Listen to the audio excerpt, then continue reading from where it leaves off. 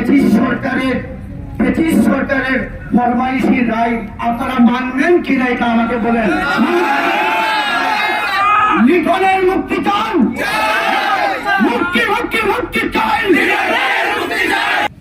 আজকের মানববন্ধন মিথ্যা মামলায় গ্রেফতারকৃত দীর্ঘ 7 বছর ধরে কারানির্যাতিত আব্দুল মালিক লিটনের নিঃশর্ত মুক্তির মানববন্ধন। এই আওয়ামী লীগ প্রশাসন যে সন্ত্রাসী এই দল ছিল, এই আওয়ামী লীগের এই সন্ত্রাসীরা, এই আমার লিটন ছোট ভাই তাকে মিথ্যা মামলায় তাকে দীর্ঘ 9 বছর কারাগারে বলে যেসব আইনি ব্যবস্থা আছে আমরা ইনশাল্লাহ আমরা যে দায়িত্ব নিয়ে আমরা তাকে বার করার জন্য যা যা পদ্ধতি করতে ইনশাল্লাহ যে আমরা দায়িত্ব নিয়ে আমরা সব শেষ করবো।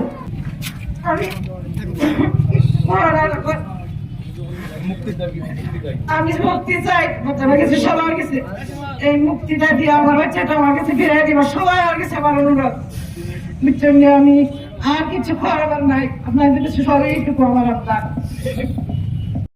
আব্দুল মালিক লিটনকে তার নবমার খুলে ফিরে ফিরে দেওয়া হোক সেই দাবির রেখে এবং জাপানবাসীর সকল দাবি দাবার সাথে এই আওয়ামী লীগ সরকার এই আব্দুল মালিকের মতো অনেক বিএনপি জামাত এবং ছাত্র নেতাদেরকে গুম রাজধানী করার জন্য এই পায়তারা করেছিল।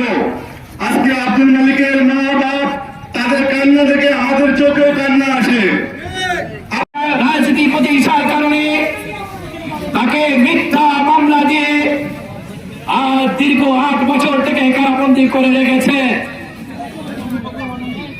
আপনারা এই জাফলংয়ের আহমদ জনতা জানেন, এই লিটন দীর্ঘদিন ছাত্রদল করে আসছে, গণগার মধ্যে বসেছিল, হাজার হাজার মানুষ সমবেত হয়েছেন।